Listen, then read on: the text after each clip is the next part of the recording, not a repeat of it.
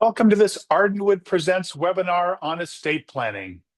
I'm John Mitchell, and I serve as Executive Director and CEO of Arden Wood here in San Francisco. Thank you for joining us today. You know, estate planning relates to all of us. If you have a bank account, own a condo, home, car, a bicycle, you have an estate. And this webinar is for you.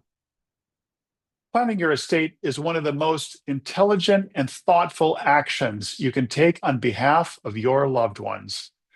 It eliminates questions among family members about the disposition or future ownership of cherished personal possessions. It prevents the need for unhappy or awkward discussions at family gatherings, such as Thanksgiving, which is coming up in just 2 weeks.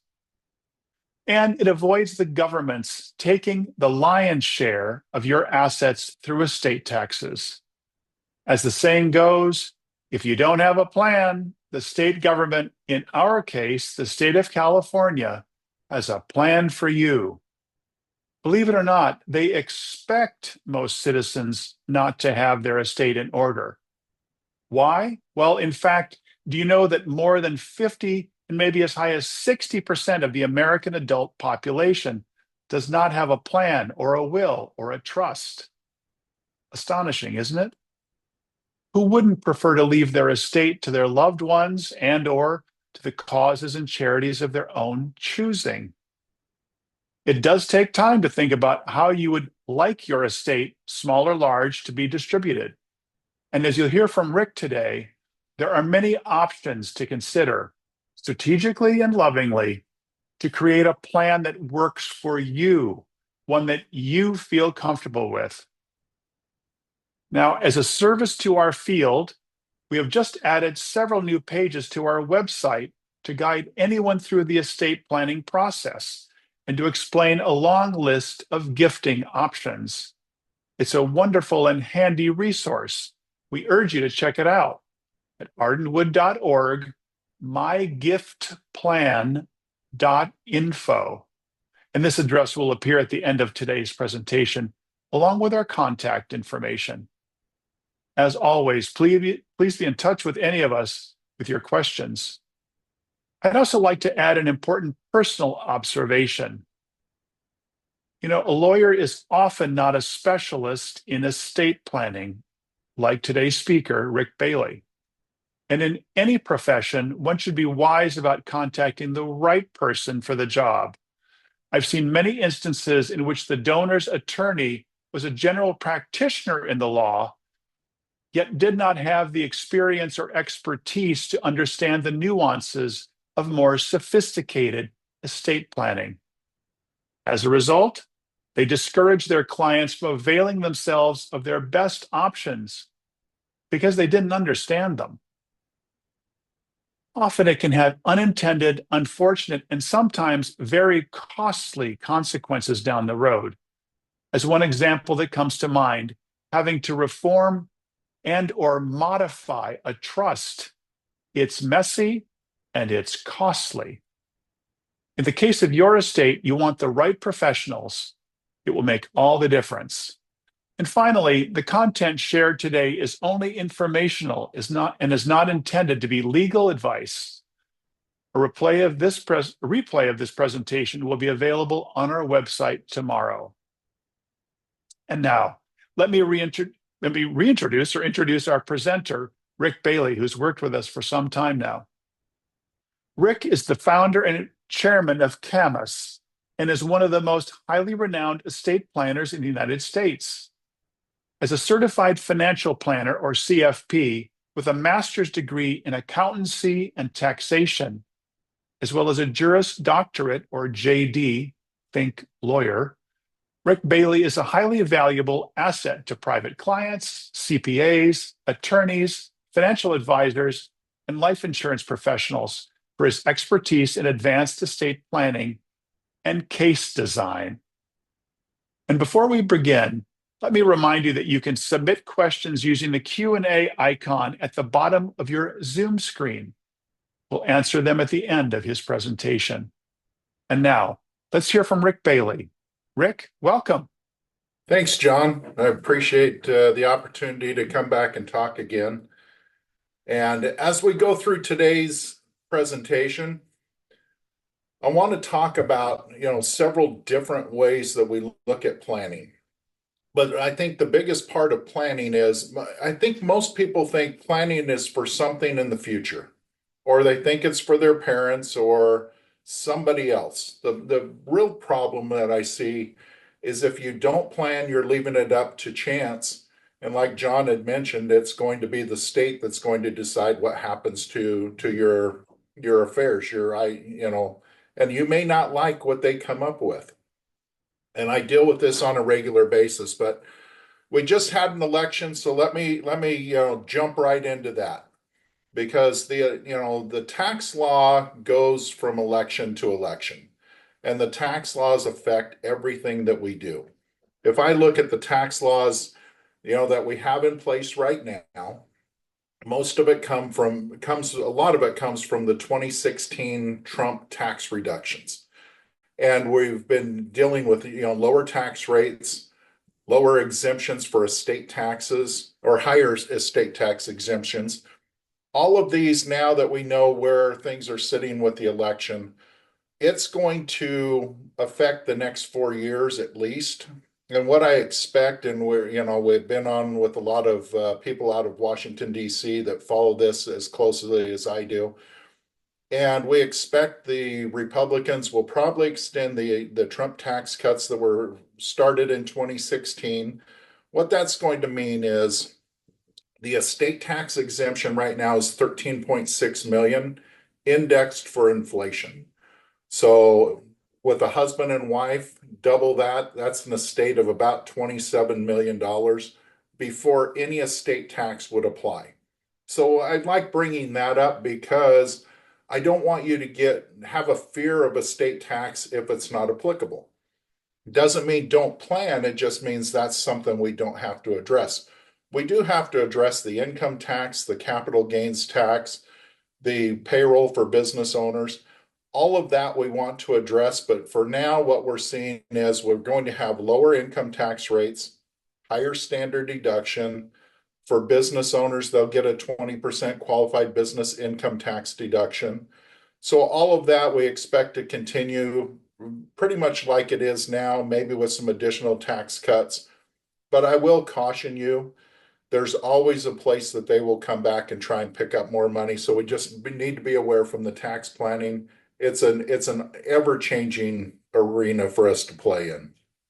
Now, when we start talking about planning, I want to make sure that this is planning based on you.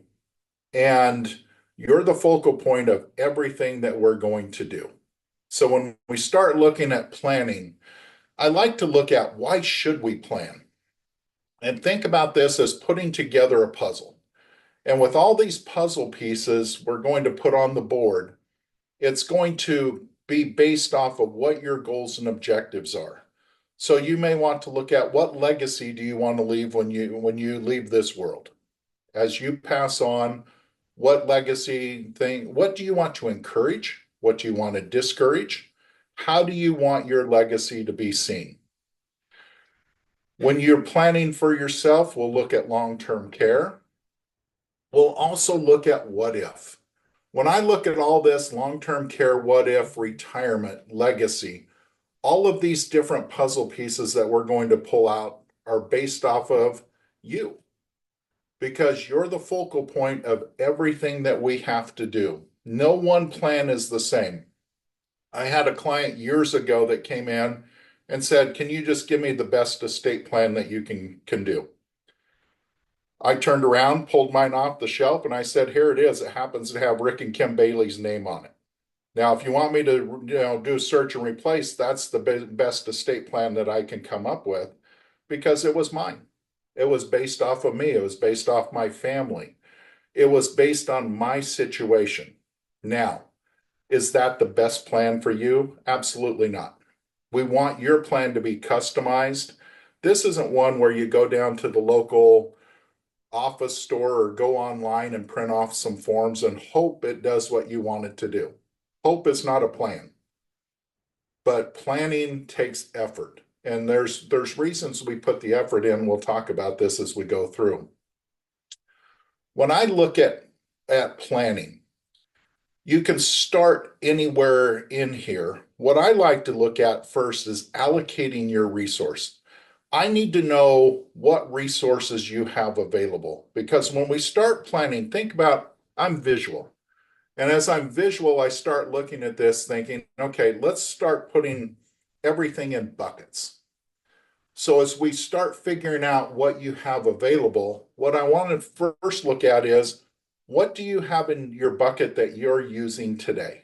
What resources do you need? Do you have enough money to take care of your current bills, your current investments? Are you growing your wealth? Are you supporting kids? Are you supporting grandkids? Whatever that is, how much do we need in that bucket? And what is that bucket being used for? The next bucket I would like to look at is, how do we take care of you through retirement? Now, look at that word. I didn't use the word in retirement, through retirement. How are we going to take you through retirement? How, between the time you retire, whatever that looks like for you, until you pass on, what is that going to take? And we want to make sure we start allocating enough into that bucket to make sure that you have the lifestyle, that you have the income, that you get to do the things that you want to do. Now, part of that, and we've talked about this in the past, is covering long-term care. Long-term care is becoming a bigger and bigger issue. I also find that those of us that take care of ourselves, we tend to live longer. Now, genetics, of course, plays a big part of this, but if we're taking care of ourselves, at some point in the future, we're going to need help. I can pull out the statistics of how many people need long-term care. I'm not a big believer in statistics. It's something to talk about, but I like the one statistic that matters. If you're in long-term care, how are you going to be taken care of? Where are you going to be taken care of? Are you going to get the care that you need? And if so, how do we account for that? And it's there again. It's something we need to be aware of. It's something we need to talk about. And then again, we just need to be able to take care of that as we move forward. Finally, I look at the last bucket. And the last bucket, this is something that's going to go to others. So when we start planning, if we've filled up all of bucket one and we've filled up all of bucket two, and there's another dollar left, we know that's going to somebody else, whether it's family, whether it's charity. Where is it that you want to plan for that to go? And start thinking about how you want to allocate your assets, and think about how this is being set up first to take care of you throughout your lifetime. And then how do we pass that legacy on to whoever you want it to go to? And we'll talk about the who it goes to in just a minute. As we go through planning, now people will ask me, a lot, well, what do I need? Well, think about this. Think about this toolbox. If I was a builder, this toolbox would be full of tools to build. Well, I work in a planning world. I help people plan their estate plan, their business plan, their retirement plans. All of this, well, here's the tools that we have available, and this is not an exhaustive list. If you look at this list, these are just tools that we can use. Now, do they apply to you? I have absolutely no idea. I guarantee anybody I talk to, not all of these tools will apply to every single person I work with. Now, it's one, we pull out the tools. We want to pull out these tools to make sure you achieve your goal. So let me take a step back. Think about this as the builder. If I'm the builder and we come in and we have our toolbox, well, the first thing we want to do when we go build a house, we don't start building a house by going down to Home Depot, grabbing some lumber, grabbing some nails, and start building. First thing we do is we build a plan. we go to the architect, we get all those drawings, we make sure that that home is exactly what you want, not in reality yet, but on paper. Now the builders will take that architectural plan, pull out their tools, and start building that plan according, or that house according to the plan that you set out. So the first thing we want to do is make sure we spend the time to figure out what you want for now and into the future. Once we have all that, then we're going to use the tools that make sense. So how should you start your planning? When I start looking at planning, it really is a blank screen. We want to start planning, and we're going to start the planning where you're at, whether you're, 18 years old or 88 years old. Doesn't matter. We're going to start where we're starting. And there's times where I hear people say, well, I should have done it sooner. Should have done it when I was younger. Okay, we all should have done things before. But this is one where we want to start now and we want to plan the best we can going into the future. So as we start talking about estate planning, when I look at estate planning, I think the problem that most people have, or a lot of people have, is they think estate planning is the documents. They think of estate planning documents, oh, do I need a will? Do I need a trust? Do I need whatever? And think about all those tools in the box. What of those tools do you need? Well, with estate planning, we're going to start by figuring out what your goals and objectives are. Then we're going to start moving forward with this plan, and we're going to do it in a methodical way to where you can think through exactly what you want to do now. And as we take each step as we go, we want to make sure those steps are being given the proper due that they should receive. So when I look at designing a plan, the first thing I want to do is make sure that we first look at taking care of you during your life. If it's spouses, taking care of spouses during their lives. Now, if I start looking at this, and when you start looking at this, first of all, we want to look at powers of attorney. Now, there's a couple powers of attorney we want. The first power of attorney is called a durable power of attorney. A durable power of attorney says if you don't have the legal mental capacity to handle your own affairs, who do you want to take charge? Who do you want to make financial and business decisions for you? Now, a lot of times I'll see people say, well, you know what? I want my kids to take care of me, so I'm going to put them on my bank account. Well, okay, now they're on your bank account. Here, let me tell you what the problem can be. If you put your child on the bank account and your child gets into a car accident or does something that they get sued, your bank account is now at risk because of the lawsuit that your child has. Has nothing to do with you, but now their name's on your bank account, and that bank name was put on for ease, simple. Now you've exposed your potential bucket of money to their risk. So we want to be careful. If we can do the same thing. We name your child that you wanted to control your bank account. We just name them as the agent under the durable power of attorney. Now, if you can't manage your affairs, they can step right in and do that. Take care of your stuff just like you want it to be done. Give them instructions. Here's how I want to be taken care of. The other one is a healthcare power of attorney. That healthcare power of attorney allows your child, whoever, or friend or sibling, whoever it is, it allows them to make healthcare decisions for you. There again, you want somebody that understands how you want to be taken care of. You have somebody that understands your values, your beliefs, and now we have you taken care of. Now, the other things I look at are retirement accounts.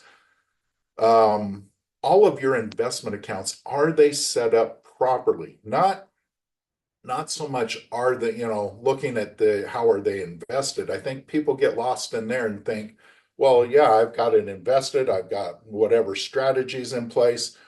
What I look at is, How are they owned? Are they owned properly? Are they set up where they should be? Is everything in place to make sure there again you're taken care of? We'll talk about when you are no when you pass on, are we sending it the right way? Now, as we do this, we all put that together, and remember, I add long-term care in here because they're again taking care of you. We're allocating those resources, but all of this in step one is making sure you're taken care of now and into the future. At some point, you're going to pass on. And this is where most people think about estate planning. Well, remember, I said estate planning starts with you today, not just when somebody passes on.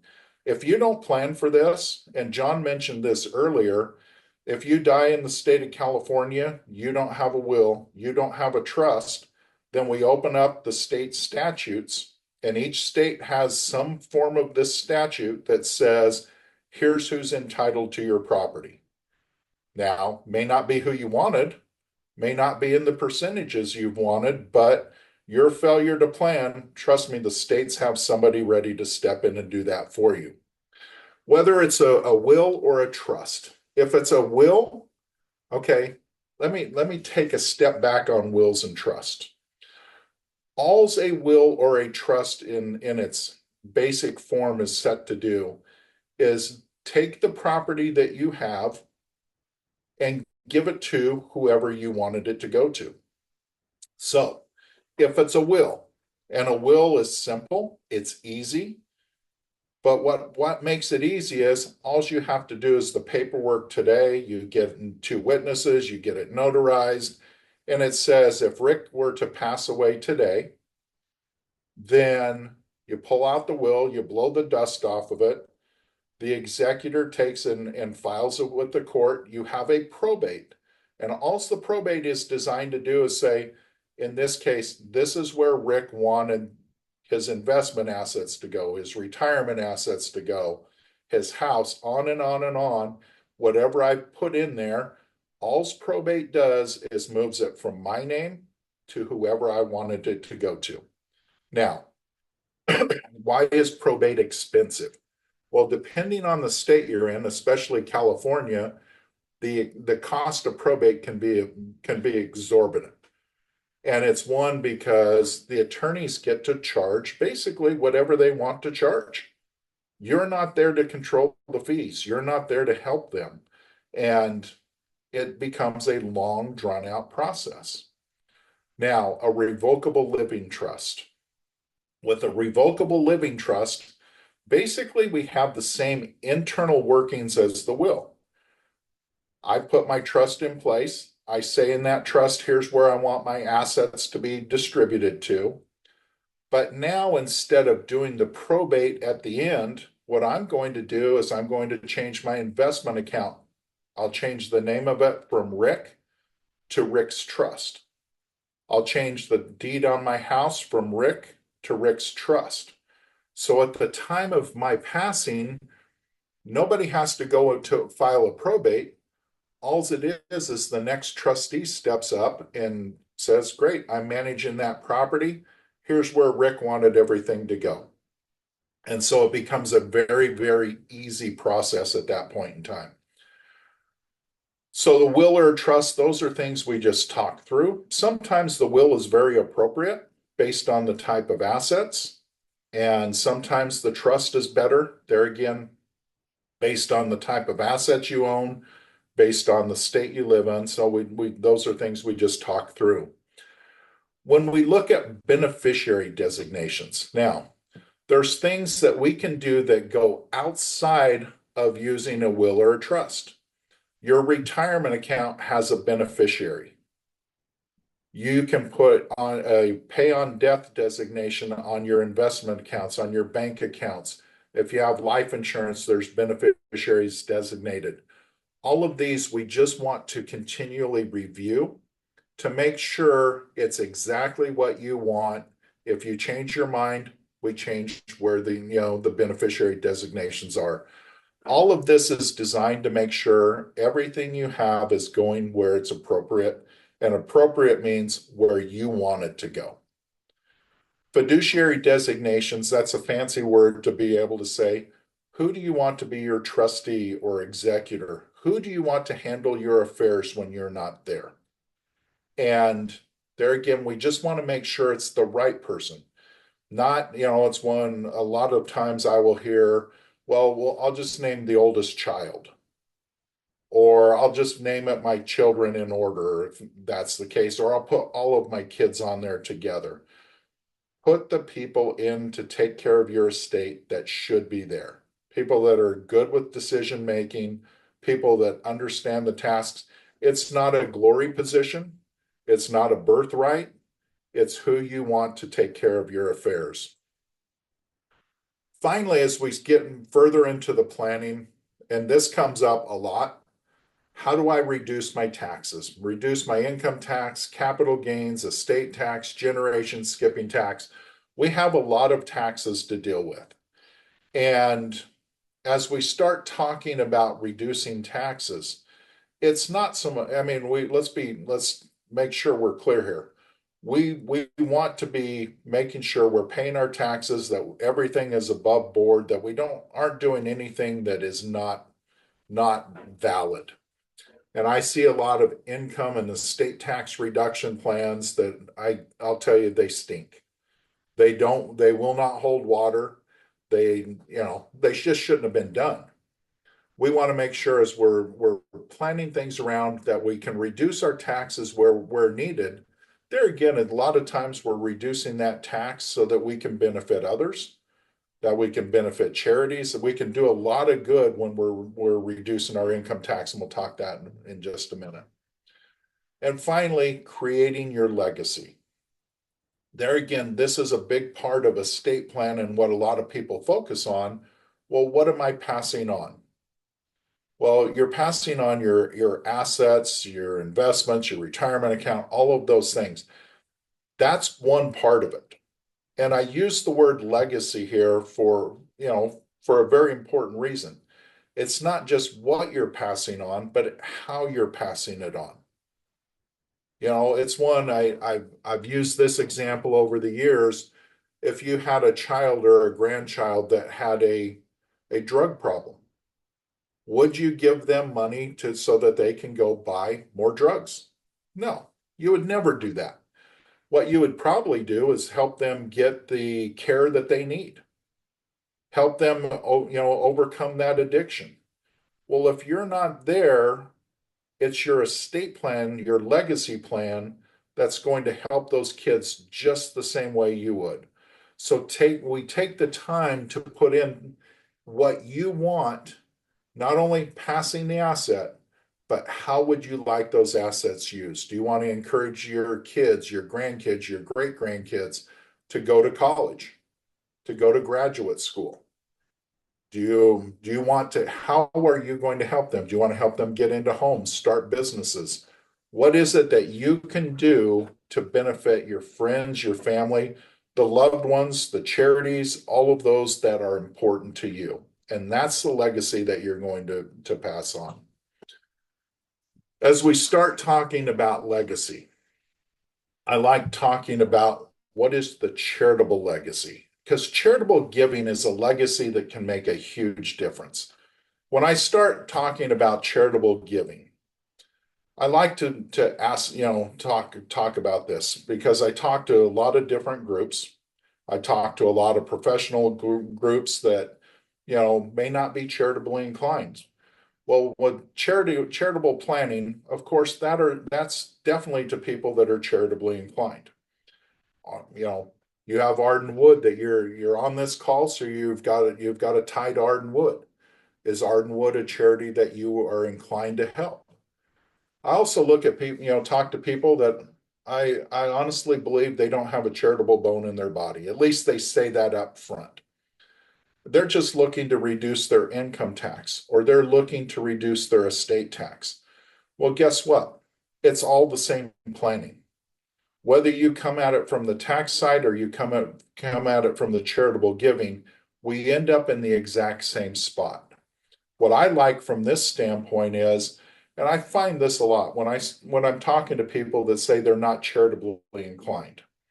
as we start talking through the planning and they understand this planning not only can help them with their tax problems, it also helps the charity that they really do like, and it also will help their family. It's not an either or. It can be all inclusive in the plan. So let's talk through some of this. The first thing when we're talking charitable planning is to get everybody on the same page. What assets can you give to charity? Well, if you look at this list, you can give cash, you can give business interest, you can give securities and investments, real estate, copyrights, life insurance, promissory notes, oil and gas, estate gifts, retirement plans. All of these, if you think about it, I don't think there's an asset we can't give to a charity. Now, there's reasons we might pick one over the other. So if you were going to, on December 31st, you're going to write a check to the church, and you're going to write a check for $1,000. Okay, you can do that. Write a check, give them cash. They're happy to take that $1,000 gift. Now, if you had an investment, and in that investment, it's worth $1,000 today, but you bought it for $10 and it grew, there's $990 in there. If you were to sell that investment, you would have to pay tax on that $990. Well, guess what? We can give that investment to the charity, and the charity doesn't pay any income tax on that. You got the deduction if you're deducting that on your taxes for $1,000, and you still have that money left in your bank account that you can use. If it's an investment that you liked, it was Google or Apple, and hey, you wanted to buy that, go buy it back again. So there's reasons why we might pick one asset over the other, but that's more of just the planning and the timing that we'll look at. When I'm looking at charitable giving, let's look at the easy one. With the easy one, we can make a direct gift. So a direct gift is just like I was talking about. We're going to give that, we're going to write a check, or we're going to give cash, or we're going to, deed property directly to the charity that we want to benefit. If you make a direct gift, whatever the fair market value is, that's what you get a tax deduction for. So we'll do a lot of gifts. A lot of my clients, some are real estate investors, so they will give some real estate. I have stock investors, they'll give stock. But a lot of us, a lot of times we'll just write a check or give cash to the charity that we're working with. So direct gifts are always there, they're always available. If we start looking at more, I'm not going to say complicated, but more strategic giving. The one that I like that's really becoming very popular is a qualified charitable distribution. So qualified charitable distribution, if some of you already on the call will already know this, with retirement accounts, I work with a lot of clients that have done a great job saving for retirement. And they get to retirement and realize they don't need all of that retirement account. Well, the problem is Uncle Sam has allowed you to put money away in your 401k, your traditional IRAs, all of this to defer the income. Uncle Sam says, great, we're not going to tax you when you put the money in, but we're going to tax you when you take the money out. Well, Uncle Sam wants their money. And so they have what's called required minimum distribution. There again, for those of you that are facing those already, you know what it's like. Every year, and the older you get, the more of a percentage they make you distribute out of your retirement account. So it's a way for them to force it out whether you need it or not. And they force it out so that they can pick up their tax money. Well, we're now allowed to do a qualified charitable distribution. With a qualified charitable distribution, you can give away up to 100,000 of your traditional IRA. So traditional IRA, if you had a 401k, when you retire, we roll it to an IRA. So most people will either have a traditional IRA or a Roth IRA. Roth IRA is not taxable, so we tend to keep those a little bit longer. But a taxable traditional IRA, you can give up to $100,000 per year to a qualified 501c3 charity. So what happens is you take that 100,000, you give it to the charity. You don't have to treat that as income that year, but it also is treated as, to satisfy your required minimum distribution. So in that year, let's say, we don't go to the full max of 100,000, but let's say there's $25,000 that you don't need. Well, you can distribute that to your favorite charity. They say thank you. Now on your taxes, you'll report that you made a qualified charitable distribution of $25,000. Now the IRS is aware that you've made it, and that $25,000 is not treated as income to you, so it didn't increase your income tax. You don't get a deduction because it was already a taxable item, so they're not going to let you get two bites at the apple. So not treated as income, but does satisfy your required minimum distribution.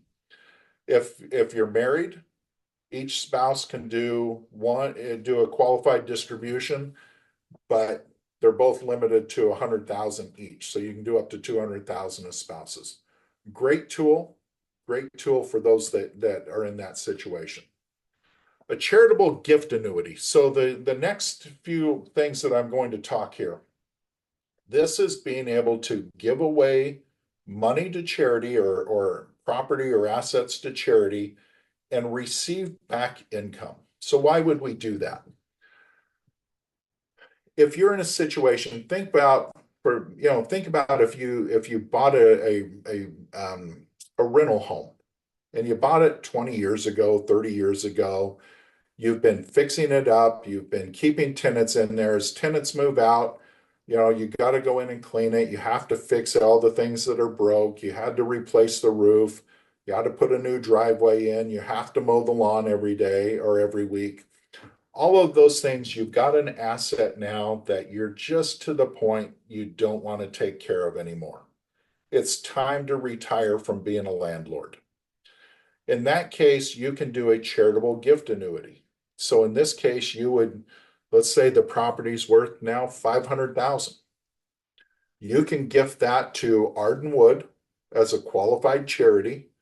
Arden Wood now receives that property.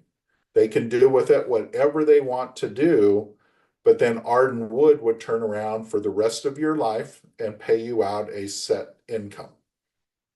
So this is a great way. I think of these in the charitable remainder trust that we'll talk about next. I think of these, the way I'll tell a client, think of those as your charitable pension. This is money that's going to pay out as long as you're alive. So now you're going to receive that money every year as structured, and it's very clean, very easy. It's a great way to get out of appreciated property that if you sold it, you'd have to pay capital gains tax, maybe regular ordinary income tax. Now it's a way to basically swap an asset for income. The next one is the charitable remainder trust. Charitable remainder trust, we do a lot of these. And there again, this is set up to where you get to take that same asset, take that house. And with that house, there again, you've had it for 20, 30 or so years. You've maintained it. You've been the landlord. You've been fixing the toilets. All of those things that go with being a landlord.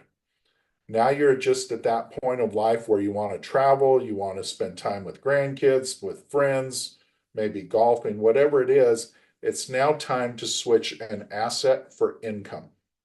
With a charitable remainder trust, we set up the trust. We design the trust for you. We make sure that trust meets all of the parameters that you want. We transfer that asset from your name into the trust. The day we transfer it in, you're going to get a charitable deduction. When you get that charitable deduction, we'll be able to use that deduction up over a maximum of 6 tax returns.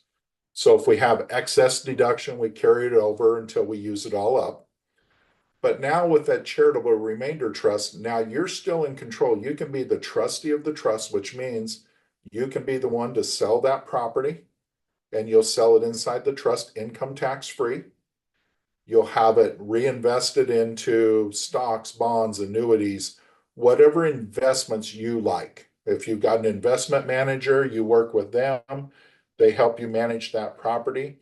And every year, monthly, quarterly, semi-annual, or annual, you'll take a payment from that trust. It's a structured payment, say 6% of the principal that went in, 7%, 5%. We figure that out up front. But now you get that structured income over your lifetime, over joint lifetimes, however you need it to be set up. There again, think charitable pension. At the end of the trust term, when either you, if it was set up for single life, or if it was set up for joint lives with spouses, when the second spouse passes away, then whatever's left in the trust, we give to the charity that you named. And over the years, you can change the charity, you can give it to multiple charities. It allows you to pass that charitable legacy on. But there again, the reason we're partly doing this is to create that pension, charitable pension income back to you during your life or joint lives. So it's a great tool. It's a great tax planning tool. It's a great way to move from assets to income. And I find this a lot when people are building their retirement plan.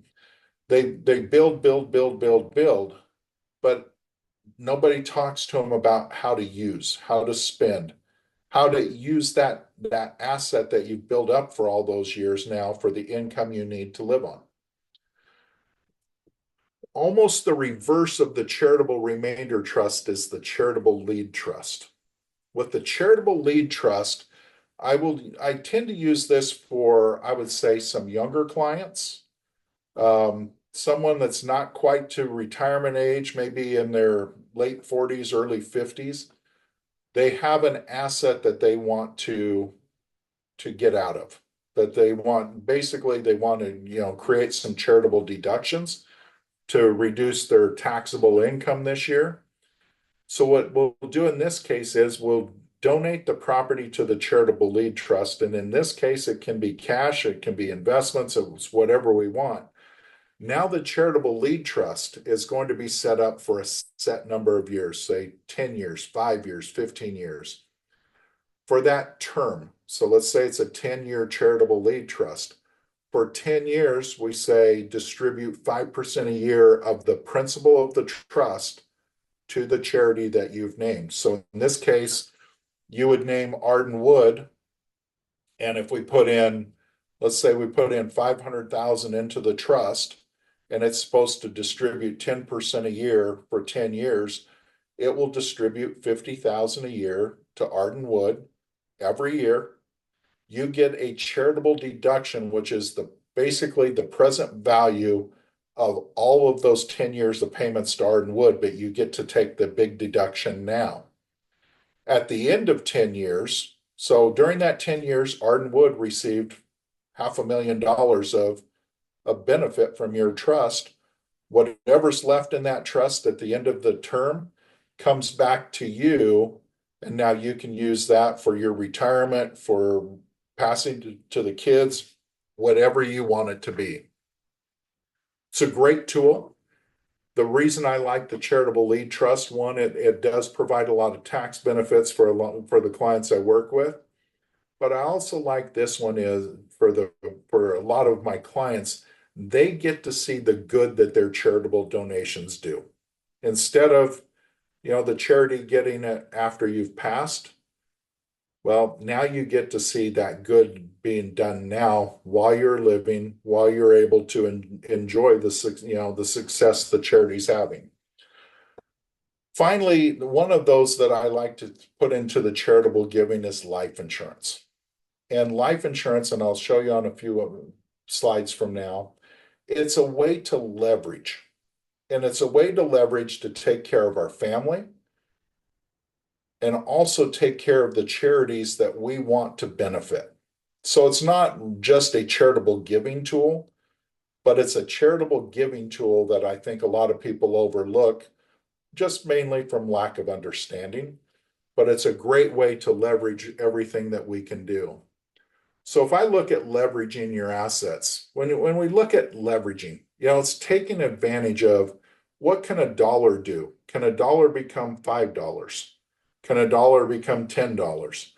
We look at if we're just always doing dollar for dollar, we're not taking advantage of how leverage can help us, increase what we're doing. And in this case, increasing our charitable giving. So I look at this, if you have some, I'll just say underperforming assets or assets that you're not quite sure what they're being used for, go back when we discuss how we're allocating the resources. We've taken care of you, we've taken care of your retirement needs. Now we're knowing that we're moving assets or we're going to give something to others, whether it's a charity or whether it's our family, our friends, whoever it is that you want to benefit in your legacy plan. Think about these assets that might just not be performing well. We can move those over into a premium deposit account and put that down into life insurance. Now, most people think of life insurance and they think death benefit. Now, that's a big part, and we're going to talk through what we're using the death benefit for. But what I like to do is think about there again, that what if, how are we taking care of you in that what if bucket? Well, if we're creating cash value inside of this life insurance policy, this cash value is going to grow tax free, and you can use it tax free really for whatever you want. But you can use this to cover those long term care needs with no restrictions on how you use it. You can take the trip around the world. And I know I see all these cruises now that, they're long cruises. I think I just saw one that's a 4-year cruise. Whatever you want to use it for, use it for gifts for friends, family, whoever. There again, it's just that tax free use of money that you can use for whatever you want. There again, I can't stress the fun of tax free, but it's nice to be able to access money, access an account that you don't have to pay tax on every time you take money out. The bigger part of this and the leverage is leveraging the death benefit. So let's go back up to, let's say it was an investment account or a savings account, just not quite doing what it should. Let's say there was $500,000 that you wanted to pass on to your family. Now, let's say we put this $500,000 in, it creates $1 million death benefit. Well, you can still come down and split that death benefit between your heirs and charity. So you could come in and say, okay, let's give $500,000 to the heirs. That's what they were going to get from the original asset anyway. Now you've freed up another $500,000 that you can pass on to the charity on your passing. Or you could give $500,000 to your heirs and split the other $500,000. So 250 goes to charity and 250 goes to your heirs.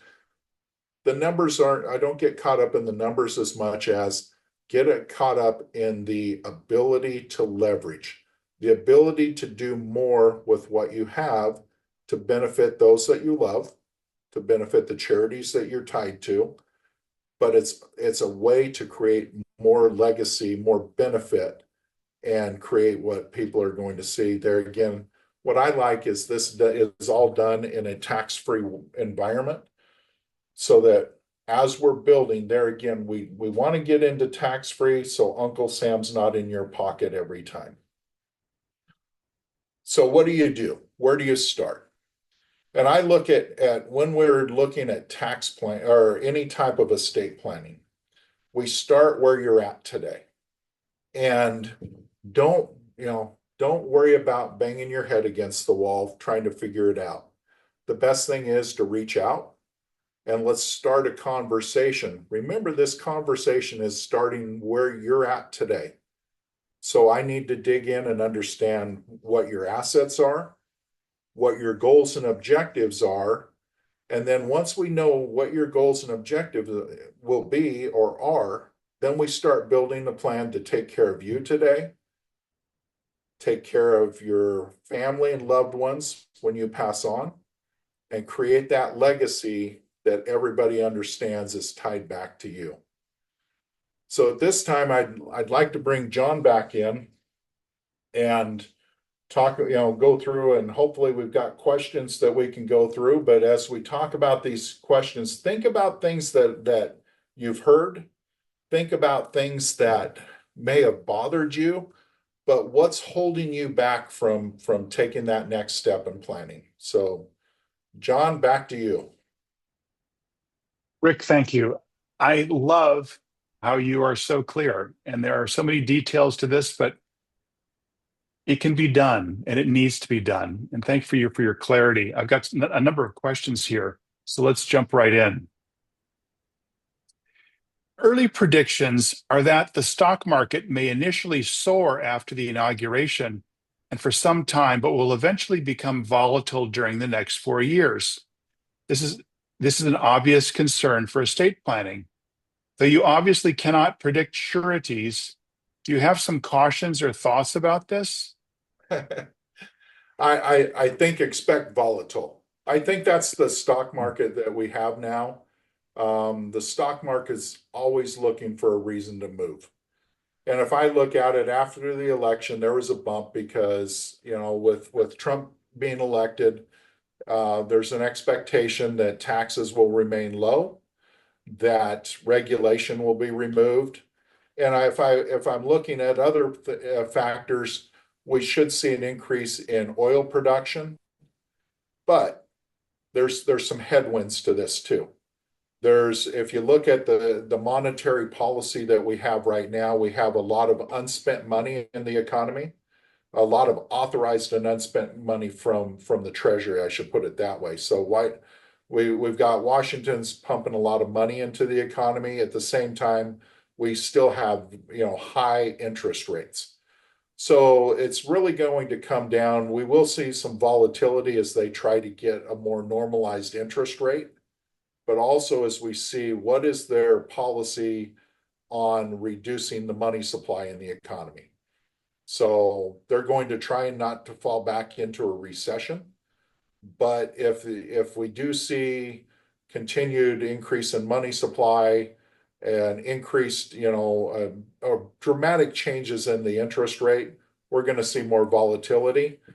I would say, as you know, and I tell a lot of the clients I work with, it's as you get closer to retirement, make sure you're getting more safe in your investments, more guaranteed returns, more stable returns, because at that point, the return of your money is way more important than the return on your money.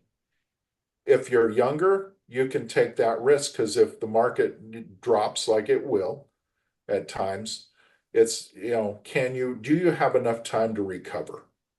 So expect volatility. I think we'll see probably a run up in the market, but yeah, we'll see some drops along the way. So just be prepared for it. Great. Next question. Are capital gains taxes guidelines likely to change in the next few years? Let me start with what's on the books and then what I think is going to happen. Right now, the Trump tax cuts reduced the capital gains tax, reduced all of the income tax brackets down considerably. And that was put in 2016. That current law is set to expire in December 31st, 2025, so roughly a year from now. What I expect and what I'm hearing out of Washington right now is those tax cuts, the tax rates are probably going to be extended. My guess is they'll be extended for another 10 years. So capital gains and ordinary income rates probably will stay stable from what we're seeing right now, foreseeably for 10 years. Great. That's really helpful. Another question. Social Security has already been announced as a target for the incoming administration, privatizing perhaps, eliminating taxes on it, which ultimately will dwindle its viable years due to less income to the federal government. Possible short-term gains with catastrophic long-term implications for those of us looking at later year income and estate planning. Your comments? It's one I wouldn't be as worried about Social Security. I think there will be some talk about allowing younger taxpayers, younger workers to potentially do something that is not tied to Social Security, and we see that in some other countries as well. But I don't know if there's a big appetite to remove Social Security, and having younger payers pay in keeps that a little bit more stable. There is talk, and I think considerable talk, about eliminating the tax on Social Security. That one would shock me. In fact, I kind of expect that to happen, that they'll remove tax on Social Security. That's not a big driver for the tax revenue. So, and it's also a big benefit to those that are on Social Security, the retirees. They've worked hard, they've built into this, they should get it out. And originally it was supposed to be a tax-free benefit. So it's just going back to its original intent. I think that will happen. That one doesn't surprise me.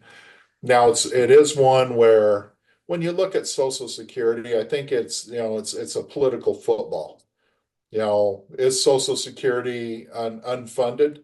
Well, it isn't, because there's a bunch of IOUs in there. The IOUs happen to be the federal government, the same ones writing all the checks.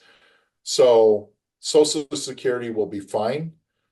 It won't be taken away. If there's any type of privatizing, it's basically what it's going to be is allowing some eventually, if they get to that conversation, will be allowing younger workers to put their money into some kind of a 401k, government funded 401k versus Social Mhm. Security. So that might not be a bad thing for the future, just allowing people to remove that from the federal budget. So, but for now, I wouldn't be concerned, but I do think they may adjust the age just because of, people are living longer. Sure, sure. Next up, I've found conflicting information on these. If one inherits the 401k from someone who is under 55 years of age, I know it must be distributed within 10 years, but some be but must some be taken out each year rather than waiting a few years to take some out? If my children inherit that same 401k within the next 10 years, do they start a new 10-year period, or do they just have the remainder of my 10-year period to withdraw the money? Okay. So here's where we're at with inherited IRAs. The old rule, pre-2020. So in 2020, there was the Secure Act. Prior to 2020, if you inherited an IRA, you would have to take annual distributions over your expected lifetime. So if you were, 20 years old, you're going to get a little bit over probably about a 65-year period.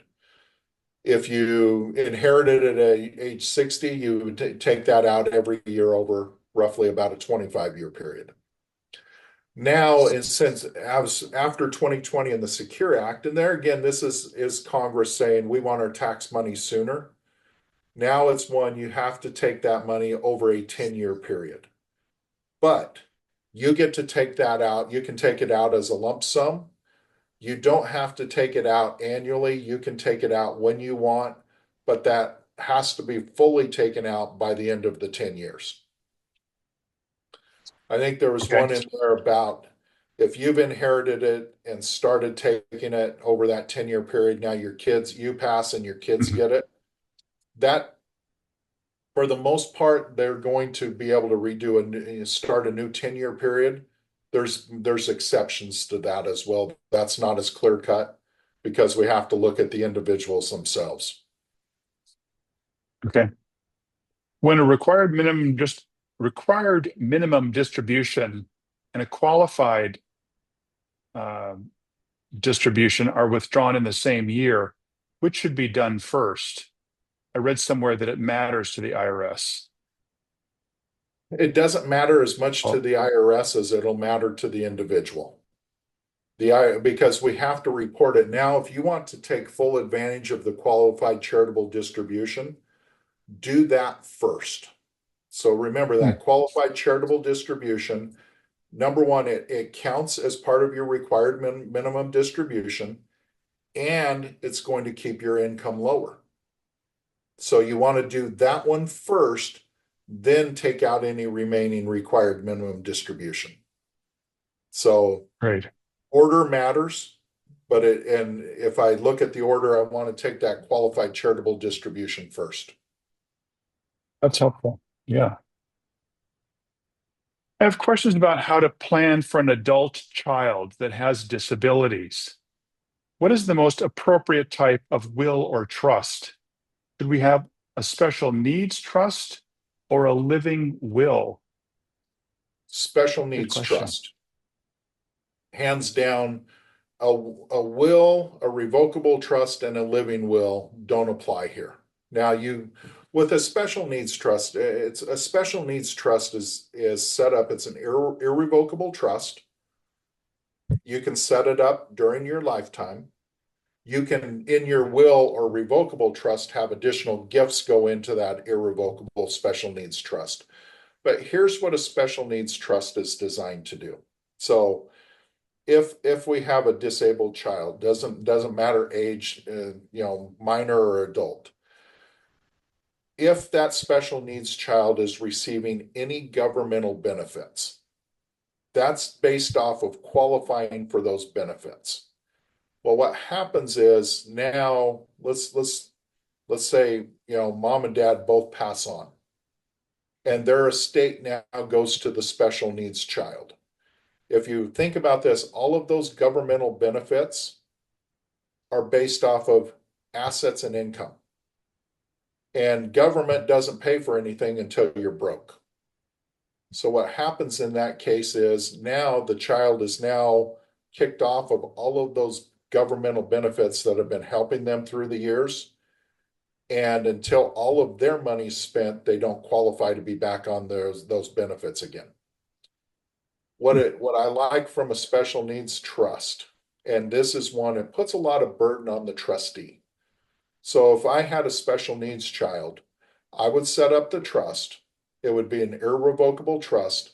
Now, instead of saying, give my child's money at ages or certain income paid out every year, what I'm going to do is name my trustee. So, John, I name you the trustee of that trust. Now I'm going to give you the basically full discretion to take care of my special needs child the way I would. I'm going to say you can spend as much or as little to take care of that child as I would have done. So you can spend it all, you can spend none, but I'll say take into account any other benefit that a charity, that a government entity, anybody can provide. Please use all of those benefits as much as possible, and then supplement in, but do what basically step into my shoes and take care of that child as good as well as I would have.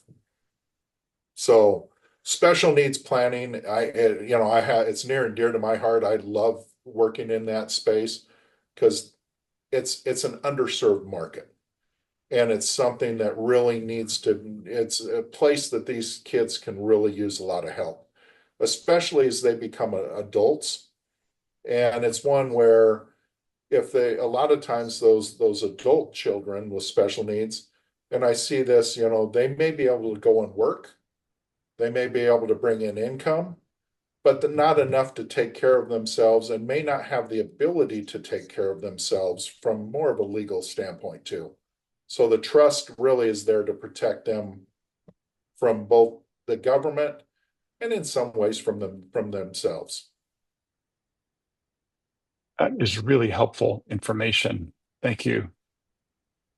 Next question. I'm single with no children, but a lot of three generations of nieces and nephews, some grown, but no parents or separated from their, but no parents or are separated from, excuse me, no parents or separated from their parents. so that the parents are not likely to pass their inheritance to the kids and some minors. So, how do I manage this mess? Great question. I think it's, from that one, I would say take a step back. Take a step back and take a breath and look at it and say, what's the best thing you can do here? Who needs the help? How do you help them? Mhm. And then move forward with a plan.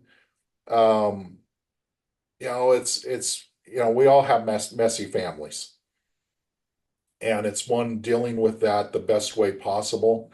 There again, I think that goes back to the whole legacy discussion. It's it's not what's convenient, it's not what's easy, it's what's right based off of your goals and objectives.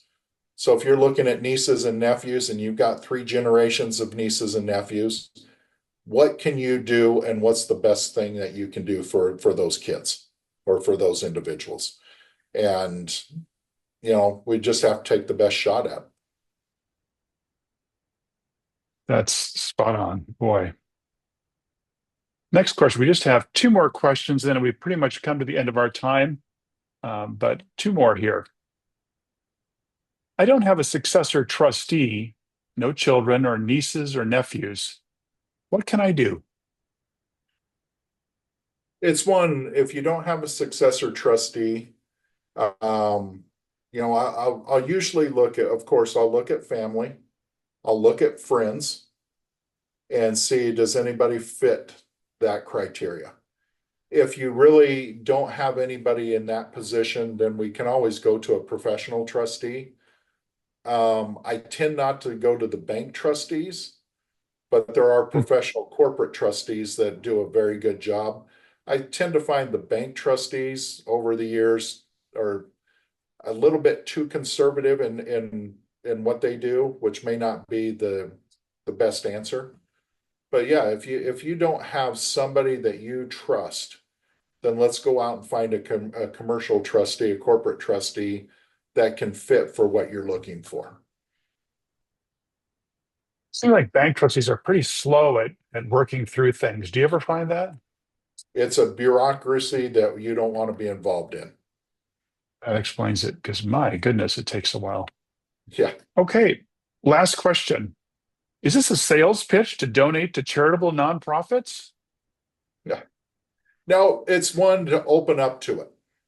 Exactly. It's one of those where when you're doing your planning, I just like to, let's open it up to where you're basically you're seeing what's available, whether this is benefiting your kids, and it's one, if I look at it most of the time, it's, in order, take care of you, take care of your spouse, take care of your children, and grandchildren, heirs, whoever it is in your family. Then it becomes one, who else do you want to benefit? A lot of times when I'm in that position now, I would look at, do you want to pay tax or would you want to give more to charity? And so it's just opening up what is the best way for you to plan and just know what your options are. There again, everybody's going to have their own plan. It goes back to, what do you want to have happen? If you Exactly. don't have a plan, it's not what you want, it's what the government says you're going to do. So build that plan, but build it based off your goals and objectives. If part of it's charitable, great. If it's not charitable, that's fine too. It's making sure it fits what you decide. And taking there again, that's why I say starting with you and building out to your goals and objectives. Through that, we start understanding, assets, income, businesses, children, grandchildren, spouses to those individuals. As you start building that out, you start building your plan. And if part of that includes charitable, just understand charitable planning comes from two aspects. One, it's charitably inclined giving.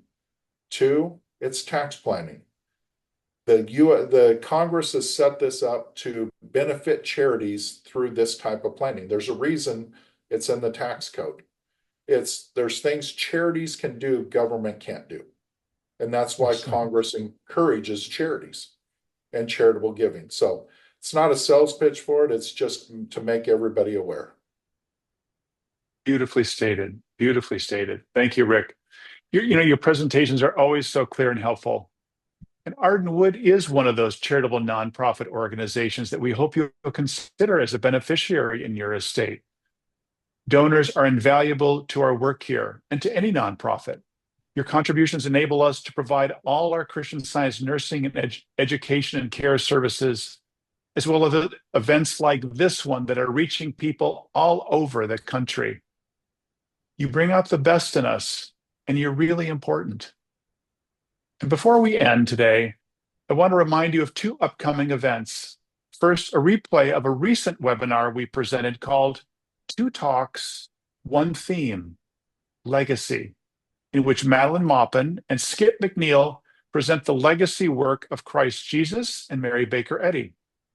These short talks are very insightful and inspiring, so please check it out. Second, we hope you, your family, and friends will join us again online for our annual Christmas celebration titled Sounds of Joy on Sunday, December 8th at 2 p.m. Pacific time. Last year's program has had more than 3,000 views on YouTube, and I would encourage you to go back to last year's. It was fabulous. It's a nice way to start the Christmas season, and it's coming up fast.